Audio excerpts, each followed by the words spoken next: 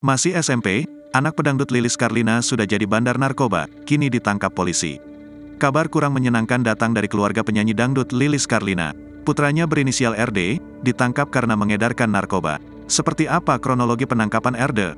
RD yang masih berusia 15 tahun dan duduk di bangku SMP ditangkap oleh aparat Polres Purwakarta.